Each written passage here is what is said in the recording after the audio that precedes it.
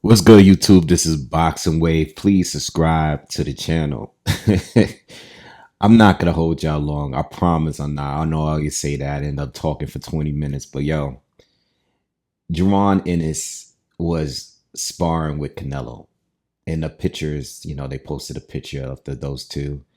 And they're getting some work in. And, I'm looking at the reactions of it all on social media and on YouTube and stuff. And I'm just trying to understand what is the outrage? Like, have we got to a point where we're as boxing fans, we're just literally angry about everything? I think we gotten to that point now that everything is triggering everybody for whatever reason.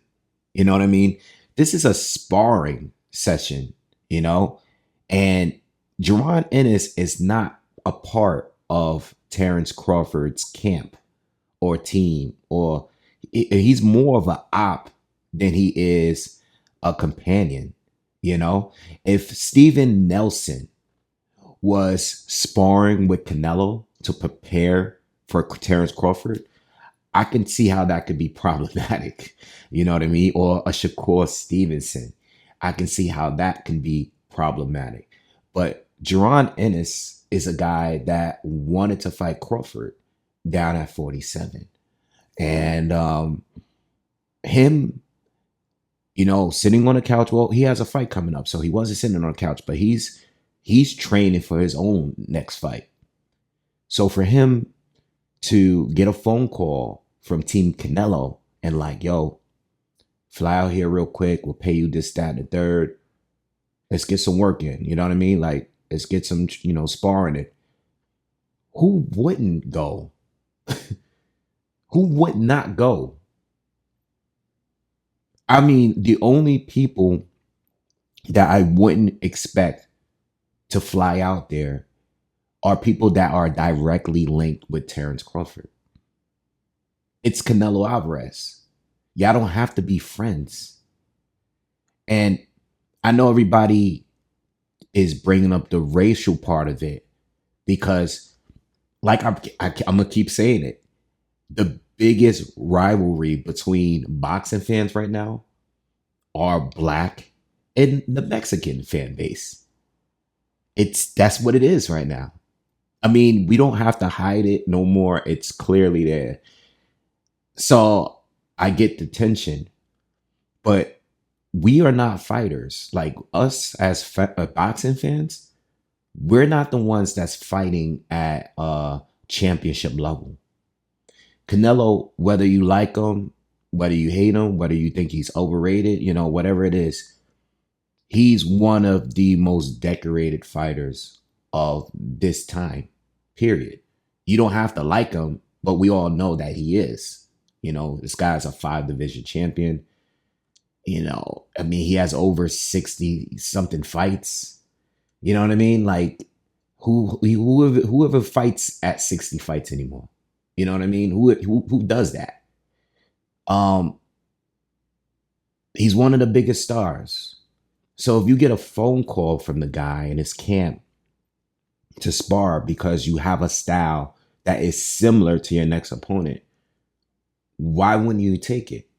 You know what I mean? Even if he took it without being paid, just the experience of being like, all right, I'm going to be sharing the ring with one of the best of this time, right? One of the best. You don't have to think he's the best. I'm not saying he is. There's a lot of other fighters out there. But what I'm saying, he's one of the best of this time. Let me see what I can do against him. Let me test myself to see how I look against a guy like Canelo Alvarez. Because you can walk away from that saying like, okay, I just fought against the elite. He whooped my ass a little bit. You know what I mean? And I'm talking about boots right now. I'm like, I gotta sharpen my skills up. I gotta level up. I gotta go harder. You know what I mean? Pause. Or he could come out of that sparring doing good and feeling more confidence in himself. Like, I just sparred with Canelo and I did great. You know what I mean? I gave him trouble.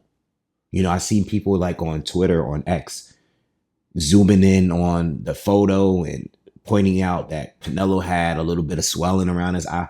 Like, this is what I mean. Like, as much as fighters tell these sparring stories now, right? And they go back and forth like, I beat you in sparring or you beat me in sparring.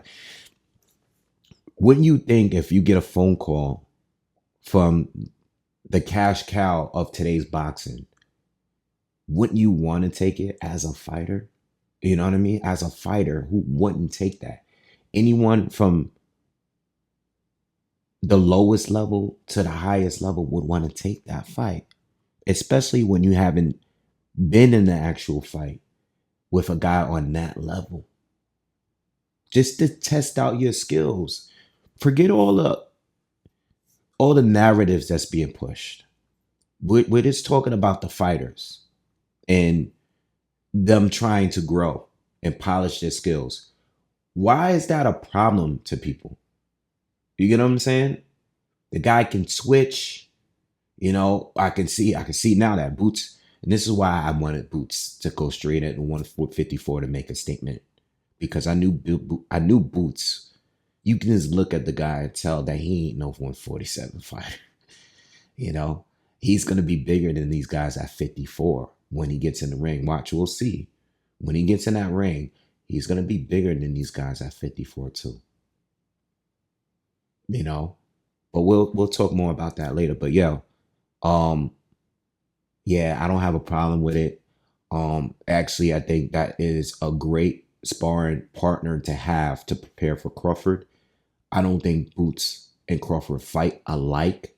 Like, well, they have similarities, but they don't fight the same. They have similarities, and I think this is a great test for Canelo, even to prepare for Crawford. You know, I don't see why people are negative about it, and that's the point of this video, really. I know there's the tension, and boxing is racial. We can't get past, everything is racial at this point. You know what I mean? We can't get past that. But at the end of the day, this is a great experience, a moment for Bud. I mean, I'm sorry, for Boots Ennis, and I really don't have no problem with it. You know, I think it's pretty cool. In fact, I would love to hear him do an interview. I'm sure he'll do one on YSM at some point, and just talking about the experience of sparring with Canelo. I would love to hear it. You know what I mean? And it's good sparring for Canelo. It's good preparation. But they fight differently. But it doesn't matter. It's sparring. You know, no one's gonna fight exactly alike. But maybe Boots could do some things that can mimic some of what Crawford does. You know, and that's really all I had to say about this. You know, I just thought it was funny. And I'm like just looking at the reactions of everybody about this, and I'm like, yeah, I think is a big thing to talk about. But the narratives that's being pushed, it's like, damn, it's just sparring. You know what I mean? Like, relax. This is what the fighters need to do, you know? And Boots is not an ally to Crawford. You know what I mean? He's not an ally. It's the fight game. We need, I'm gonna end it with this. We need less allies in boxing, because I think we got too many allies. I think these guys don't want to fight each other because they're really trying to avoid each other by just being too friendly with each other. You know, that's my bro. I don't want to fight him. We've gotten that for years. I'm tired of that shit. You know what I'm saying? Anyway, I'm gonna leave it at that, man. Y'all have a good night, man. Peace.